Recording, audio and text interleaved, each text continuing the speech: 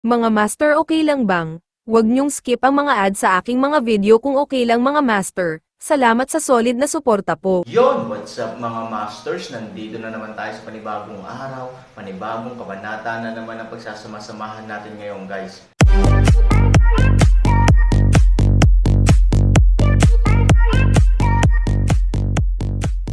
Bali mga masters, kung bago ka pa lang po sa aking YouTube channel, please click the subscribe button, lalong-lalo na po yung notification bell guys, para maging connected pa rin tayo sa isa't isa at maging updated kayo sa mga susunod ko pang video. Bali mga masters, bago natin umpisahan ng kwento ay mag-shoutout po muna tayo para sa mga solid nating tagapakinig. Shout out kay Chris Aliber, shout out kay Mario Francisco. Yun na nga mga masters, no? Bali hindi na ito patagalin. In 3, 2, 1, let's go! Ang isang grupo ng mga tao ay tumawa ng malupit, na may kalupitan at mga inaasahan sa kanilang mga ngiti. Ngunit hindi tulad nila, sa syudad sa panahong ito, marami rin ang umaasa na malapit nang dumating ang kadiliman. Walang ibang dahilan. Ang mas mabilis na oras ay lumipas. Natural, ito ay nangangahulugan na ang mga reinforcements ay mas malapit sa kanila. Ang isang dakilang gawa ay isang bagay na inaabangan ng lahat. Young Master, tingnan mo, sabi ko wala na tayong dapat ipag-alala. Tahimik sa labas ng syudad at naririnig mo ang mga karayom na tumutulo. Diba, matagal ko nang sinabi, matanda na at walang kwenta ang matandang amo. Wala man lang siyang dating kakayahan, kaya bulag na utos. Mabuti na lang at nagising kami sa tamang oras at sinuportahan namin ang aming anak. Kung hindi, hindi magiging ganoon kay ganhawa ang buhay ng aming grupo ngayon. Tinatayang lahat sila ay mamamatay sa labanan sa lungsod. Hindi yon, lumipas ang hapon na masaya, haha. Sa totoo lang, medyo nag-aalala pa rin ako sa hapon, ngunit dumidilim na, at malapit nang dumating ang mga kapatid natin sa Mengxicheng. Tapos na ang ulan at maayos na ang kalangitan. Sa atik ng Baikeng, maraming malalapit na kamag-anak at subordinate ang nakaupo, at sa harap nila ang masasarap na alak at mga masasarap na pagkain. Isang grupo ng mga tao ang umiinom ng bahagyang malungkot, na may pulang mukha. Sa pangunahing upuan, si Pei Hu ay naupo ng tuwid, na may 2 o 3 dilag na nakaupo sa tabi niya. Karamihan sa mga kagandahang ito ay mga anak ng mga maharlika sa lungsod. Obviously, hindi sila dapat nandito. Gayunpaman, dahil halos binuhay ni Pei Hu ang pangunahing lungsod, at pinuri ng mga tao sa buong lungsod, ibinigay din ng malalaking pamilya ang kanilang mga anak na babae sa oras na ito, at ang intensyon ay natural na maliwanag. Si Pei Hu ay may malabong ngiti sa kanyang mukha, at may bakas ng pagmamalaki sa kanyang mga mata. Gaya ng inaasahan ni Zhu Yanshua, sa katunayan, bagamat ganap na bineto ni Pei Hu ang plano ng kanyang ama dahil sa politikal na mga kadahilanan, ngunit ang kakayahan ng kanyang ama, bilang isang anak, ay napakalinaw niyang nakikita, kaya sa pribado, nagpadala talaga siya ng mga crony upang obserbahan ng palihim. Sa kabutihang palad, ang pagbabantay sa isang hapon ay halos makapagpapagaan ng pakiramdam ngayon kay Pei Hu. Walang pagsalakay na ikinabahala ng aking ama, at maayos ang lahat. Kaya naman, nang marinig ang mga papuri na ito sa oras na ito, halos kunin ni Pei Hu ang lahat ng ito sa kanyang sarili, at sinamahan siya ng ilang kakaibang dilag, at lalo siyang naging kampante. Okay, lahat, huwag mo akong masyadong ipagmayabang. Ang pag-aayos na ito ay isang maliit na lansihin lamang, kalikasan ng tao, at hindi ito nagkakahalaga ng pagbanggit. Bagamat sinabi niya ito, nakikita ng mga taong may matangkad na mata na talagang labis na nag-aalala si Pei Hu tungkol dito. Hehe, hindi mo kailangang maging magalang, anak. Maraming mga alalahanin sa mundong ito, na kadalasan ay tila madali, ngunit ang mga ito ay mas mahirap kaysa sa pag-akyat sa langit. Oo, anak, ang posisyon ng monarch, nag-strategize at nanalo ng libo-libong milya, paano magagawa ng mga mortal, masyado kang mahinhin. Tuwang-tuwa si Pei Hu at direktang itinaas ang kanyang baso. Okay, kung gayon, gusto ni Pei Hu na pasalamatan kayong lahat sa inyong pagmamahal. Nang bumagsak ang mga salita, kumuha siya ng isang tasa at uminom, at pagkatapos ay nagpatuloy, sa totoo lang, ang posisyon ng ulo ng pamilya ay mataas at makapangyarihan, at kasabay nito, mayroon din itong malalaking responsibilidad. Si Pei Hu ay isang bagong dating lamang, dito, at sana ay marami kang matulungan sa hinaharap. Natural na alam ng lahat na ito ang atensyon ng bagong hari, at silang lahat ay nangako ng katapatan. Young Master, makatitiyak ka, susundin ko ang pagsilang at pagkamatay ng anak. Ang bundok ng mga espada at ang dagat ng apoy, hindi ako magdadalawang isip na maghintay. Ang biyaya ng lipunan na maging napakabuti, at biyaya din ito para sa atin. Kahit hindi mo sabihin, tiyak na madudurog ang ating mga atay at utak sa lupa.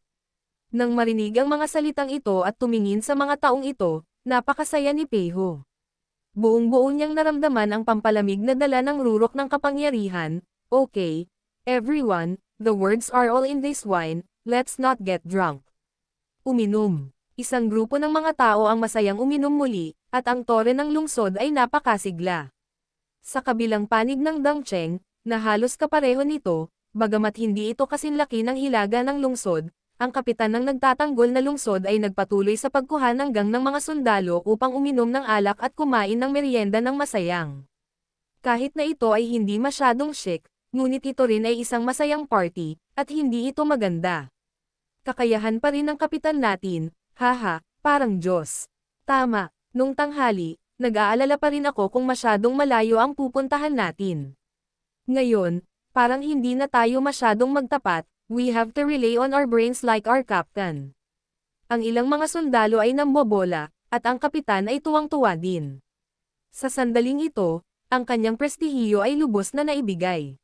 Gayunpaman, magsasalita na sana siya nang biglang may mga kakaibang boses na biglang nagmula sa labas ng lungsod.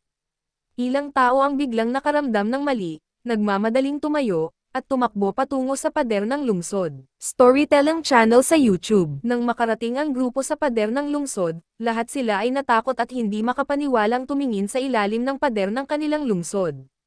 Hindi ko alam kung kailan, sa ilalim ng napakatahimik na gate ng lungsod na ito, sa oras na ito, puno ito ng mga tao. Ang isang malaking bilang ng mga sulo ay halos nagpailaw sa ilalim ng lupa ng lungsod. Paano nangyari ito? Saan nanggaling ang napakaraming tao? Umaasa ako sa, nagpanik ang isang grupo ng mga tao, at ilang sandali pa ay nakalimutan nilang tumakas at nakalimutang magulat. Kung ayaw mong mamatay, buksan mo ang pinto at huwag kang pumatay. Kung hindi, sasamahan ka ng tenyente general ko, at magiging pudor ka. Napatulala ang lahat ng mga sundalo, at ang mga mahiyain ay umihilang ng pantalon. Hindi naman sa sobrang duwag nila, pero hindi nila inaasahan na sa ilalim ng pader ng lungsod, biglang lumitaw ang napakakapal na hukbo na hindi nakikita ang wakas. Halos hindi nag-iisip tungkol dito, alam ko na ang mga sundalong ito ay dapat na 200,000 hukbo na pumapaligid sa pangunahing lungsod sa araw. Isang buong 200,000 katao, hindi banggitin ang isang maliit na pangkat sa silangan na tarangkahan, na may ilang dosenang tao lamang. Kahit na ang malalaking tropa sa hilagang bahagi ng lungsod ay manhid ang kanilang mga anit noon. Kung hindi mo bubuksan ang pinto, mawawala ito sa isang iglap. Ito ay talagang hindi ang ibang partido ay nakakatakot sa iyong sarili. Buksan mo ang pinto, Captain. Anong dapat kong gawin? Tuwang-tuwa pa ang mga miyembro ng team kanina, lahat sila ay tulala at natatalo. Buksan mo ang pinto. Kung hindi mo binuksan ang pinto, ito ay kaagad. Kung bubuksan mo ang pinto, marahil ang grupong ito ng mga tao ay maaaring panatilihin ang kanilang tiwala at pabayaan sila. Sa madaling salita, takot na takot ang grupo nila kaya wala na silang ibang ideya, at halos lahat ay subconscious action lang. Kwek-kwek, sa isang dagandong saglit, sa malakas na ingay ng tarangkahan ng lungsod, dahan-daang bumukas ang silangan na tarangkahan. Nasaan ang mga general? Umiiral. Sabay-sabay na tugon ng 200,000 tropa. Samahan mo akong singilin. Sumigaw ang general, at pagkatapos ay nanguna, nagmamadaling patungo sa lungsod. Patayin. Ang mga general ay tumugon, at ang mga sigaw ng pagpatay saglit ay halos makabasag ng lupa. Ang apoy ay tulad ng isang dragon, at pumasok sila sa lungsod na walang kabuluhan. Sa mataas na sigawan at pagpatay, ang hukbo ng 200,000 katao ay parang isang mabangis na tigre na pumapasok sa kawan ng mga tupa. Ang mga sundalo sa lungsod ay hindi makalaban sa ganitong uri ng hukbo, at marami sa kanila ang namatay sa kalunos-lunos na espada bago pa man sila nagkaroon ng oras upang ibalik sila. Ulat. Sa loob ng City Lord's Mansion, na matatagpuan sa gitna ng pangunahing lungsod, natural, ito rin ang unang lugar upang makakuha ng impormasyon. Si Peigo ay nakaupo mag-isa sa bulwagan na may komplikadong mga mata. Sigaw ng messenger na bumabalik na siya sa realidad. Dahan-daang tumayo si Peigo. Para sa eksenang ito, inisip niya ito ng hindi mabilang na beses sa hapon, at hindi mabilang na nanalangin na huwag itong mangyari, ngunit kung ano ang dapat dumating ay palaging darating. Sayang, bumantong hininga si Peigo, puno ng kawalan. Paanong hindi alam ni Peigo ang lakas ng ministry ng Menggayo matapos itong harapin? Ang kanyang mga nasasakupan ay mas matatalinong tao tulad ni Zhu Yanshua. Kahit na ang kanyang anak ay medyo may talento, siya ay palaging masyadong immature. Kung ikukumpara sa kanyang mga nasasakupan, siya ay isang bangkos ng basura na may pusong higit sa kapangyarihan. Sa makatuwid, ang dalawang panig ay inihambing, at ang paghatol ay ginawa. Gayunpaman, ang kanyang anak ay nalulubog ngayon sa kagalakan at ang mga katulad nito, may ganoong sitwasyon, ngunit ito ay hindi inaasahan. Hindi na kailangang sabihin pa. Ikinaway ni Peigo ang kanyang kamay at mukhang hindi komportable. Nakarating na ba ang mga miyembro ng pamilya sa kanlungan ayon sa aking mga tagubilin? Pag-uwi, hapon na ang pag-aayos, pero ano, may mga babaeng kamag-anak na naniniwala pa rin sa anak, kaya malamig na ngumiti si Peigo. Kailan ba siya inutusan ng isa sa mga Panginoon ng kanyang pamilya hanggang sa puntong hindi na niya pinakinggan ang mga babaeng kapamilya niya? Utos na igapos agad sa mga nasasakupan ang mga natitira sa kanlungan. Hindi sila natatakot na insultuhan. Natatakot din akong pagtawanan ang pamilya Pei. Oo, nagutos ang mga katulong at nagmamadaling umatras. Dahan-daang naglakad si Peigo sa harapan ng bulwagan, tumingin sa langit ng mahabang panahon, at Ulong, Han Sanchen, mali ba talaga ang paniniwala ko sa iyo? Sana, pagbabago lang ito sa langit bago ang bagyo. Nang bumagsak ang mga salita, umiling siya, tumalikod at sumunod sa huling grupo ng mga sundalo patungo sa tagong pasukan ng kanlungan sa mansyon. Patayin. Ang pamilya Pei ay may isang lugar na pinagtatagwan, ngunit ang mga tao at mga sundalo sa lungsod ay labis na nagdusa. Sa pagharap sa kaaway, sila ay ganap na walang awa na pinaslang. Sa oras na ito, sa atek ng gate ng lungsod, si Pei Hu at ang iba pa ay kumakanta at sumasayaw pa rin. Ang isang grupo ng mga tao ay halatang nagulat, at maging ang mga masungit na tao ay labis na nabalisa kay Ivory kaya't sila ay sumigaw ng galit sa mismong lugar. Ano ang ginagawa mo? Ano ang iyong ginagawa? A bunch of rubbish. Hindi mo ba kadalasang tinuturuan ka? Damn it. Come on. Mabagal. Inalis ni Pei Hu ang kanyang ngiti at nagmamadaling sumigaw. Kung tutusin, hindi pa rin siya tuluyang nawala sa kanyang isip. Ang ulat ng mga especially iya, ang mga humaharang dito ay mamamatay. Ito ay isang bakal na batas, at walang sino man ang makakapagpabago nito. Nang bumagsak ang mga salita, itinaas niya ang kanyang mga mata at tumingin sa mga especially iya. Huwag magpanik, ano ang dapat iulat? Dahan-dahan lang, bakit kayo excited? Nang matapos ni Pei Hu ang kanyang mga salita, may tumawa at nagsabi, mukhang narito ang mga reinforcement mula sa Mengzhou City. Nako, ang mga sundalong ito ay naging tensyonado at bumagsak sa loob ng isang araw. Biglang dumating ang isang malaking bilang ng mga reinforcement, at sila ay labis na nasasabik para sa saglit. Hindi maintindihan. In fact, tao rin naman ang mga sundalo. Tsaka lagi silang nasa frontline. It is understandable na medyo excited sila. Nga pala, nasaan na ang mga tropa ng Meng Shicheng, paki-report agad. Hehe, hindi ko ini-expect na masyadong mabilis ang pagdating ng mga elite. Bagamat inaasahan na gabi na sila darating, hindi ko inasahan na ganito kaga. Ang iba pang iilan ay hindi magagalitin gaya ng unang tao, at lahat ay may malabong ngiti sa kanilang mga mukha, na parabang ang mga ulap ay magaan at ang hangin ay magaan, at ang lahat ay kalmado. Ilang mga especially iya, tumingin ka sa akin, tumingin ako sa iyo, at ang puso ko ay walang imak sa sukdulan. Naiinis talaga sila sa confident na kilos ng barkada na nasa harapan nila, ibig sabihin, masyadong mababa ang opisyal na posisyon, kung hindi, gusto talaga nilang sumugod, sabay kutsilyo, at lahat ng ulo. Gayunpaman, Ang puot sa kanilang mga puso ay bumalik sa puot, ang gulo ay bumalik sa gulo, at ang propesyonal na etika ay nagpatahimik pa rin sa kanila. Natatakot ako, hindi ito mangyayari sa gusto mo. Ngumisi ang scout, matapos marinig ito, at tingnan ang hindi nasisiyahang ekspresyon ng mga especially iya, lahat ng natutuwa ay natigilan saglit, at pagkatapos ay nagkatinginan silang lahat. Anong ibig mong sabihin dyan? Oo, anong ibig sabihin na hindi natin magawa ang gusto natin? Muling ngumisi ang especially iya, hindi ba malinaw kung ano ang literal na kahulugan nito? Nalilito kayo sa pag-inom at pag-inom. Bagamat ang mga especially iya ay kadalasang mayroong maraming mga pribilehiyong berde sa mga operasyong militar, ang mga pribilehiyong ito ay kadalasang ginagamit upang ipasa ang impormasyon sa kanila para sa kaganhawahan. Bihirang sabihin kung sinong mga especially iya ang walang galang sa kanilang nakatataas dahil sa mga pribilehiyong ito. Gayunpaman, ang medyo disiplinado na mga especially iya ay biglang hindi karaniwan.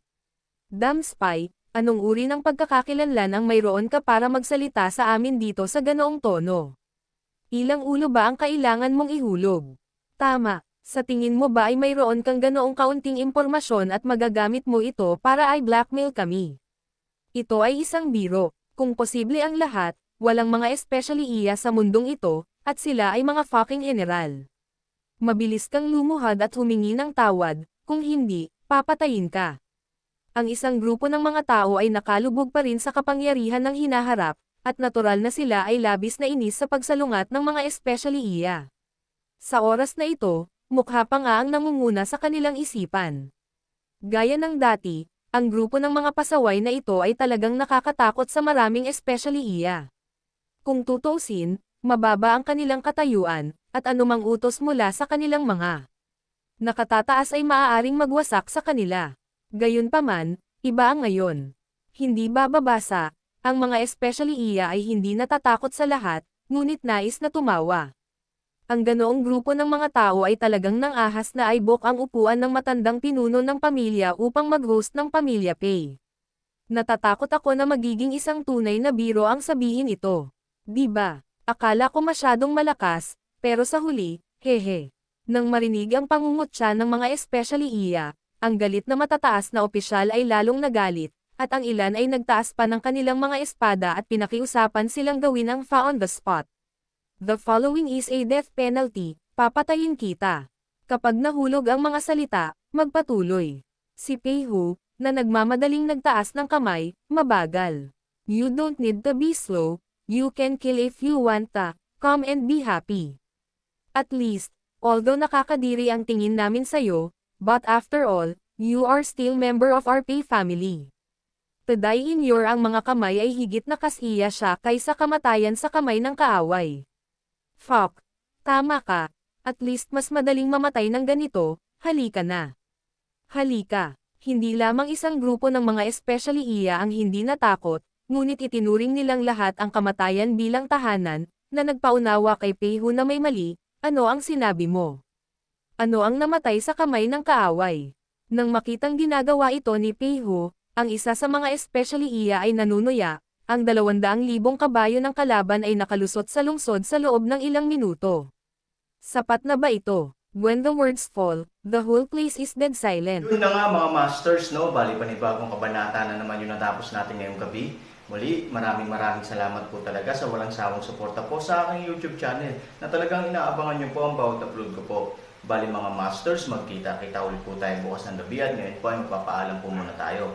Bali mga masters, bye-bye!